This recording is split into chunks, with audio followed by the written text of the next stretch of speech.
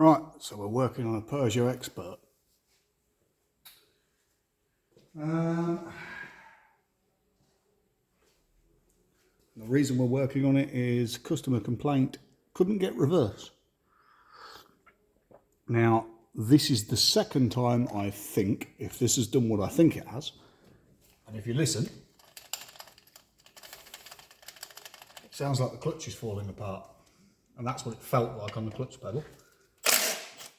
So, I thought I'd bring you guys along for the ride. And we'd have a little look inside. Yeah, that sounded broke. And we will see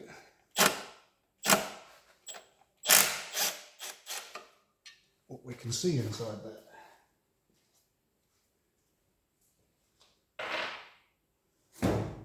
See if it's as broke as the last one that I had that did this. I mean, it's not gone quite as far because the other one you couldn't get it out of gear. So,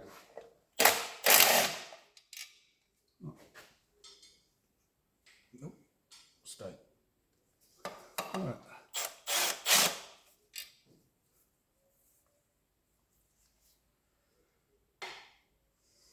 Ready?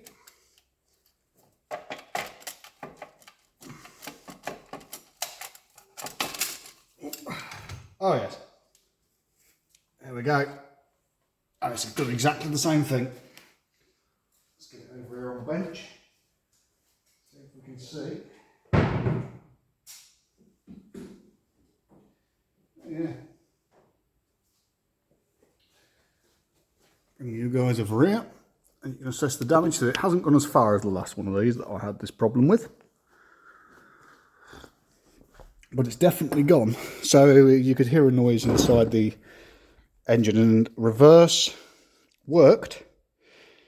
If you put it in reverse, start the engine, it would work, but it was making a noise. So as we can see here, it is exactly what I thought was happening. The clutch plate has failed. And it's actually these tabs that have failed. And started releasing the clutch into two pieces. The last one, like I say, I mean, it fell out in 1,000 pieces. All the springs, everything, it was just jammed up inside there. Obviously this one's not there yet,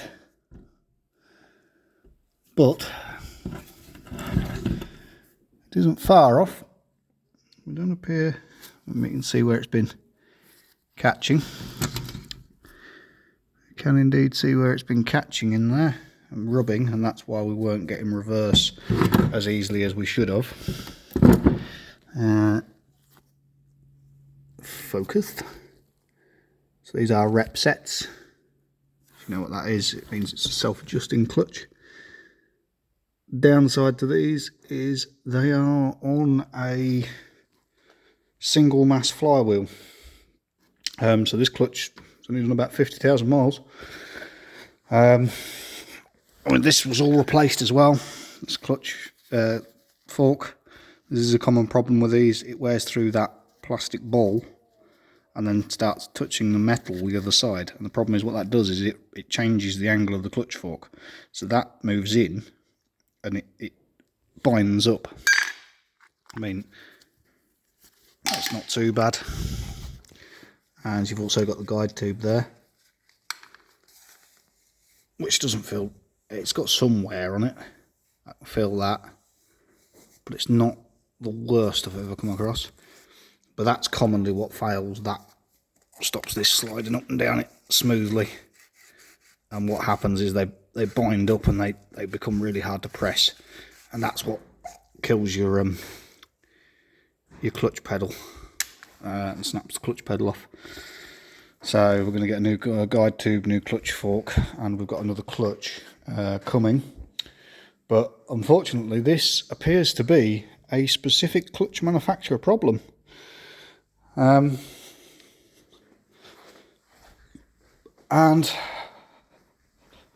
to be fair, it's Valeo. This is the second Valeo clutch I've had fail in one of these Peugeots. So if you're thinking about changing your own clutch, or you're getting a garage to change your clutch, I would advise against getting a Valio put in it. That flywheel has been some warm, but still smooth to the touch. It's not took any chunks out of it. Get those put over there. So yeah, Valio clutches in the Peugeots, not very good. As I say, these 2-litre HDIs, no matter what the engine code, they're all pretty much the same engine. You put these in anything else, the Ford Mondeos and all that sort of stuff, that has a dual mass flywheel on it, which will save a lot of the effort, vibrations and harshness that goes through these 4 springs. I'm not sure if that's what the failure mode here is, that it's too much for these, but I'll be honest with you, the Valios don't seem to handle it as well as LUK. So yeah, another one failed. I will probably pull that apart in a minute before it disattaches itself any further and springs go flying everywhere and spring them a thunk. But yeah, thought I'd share that with you. But yeah, that's not very good. Thanks for watching. I'll catch you on the next one.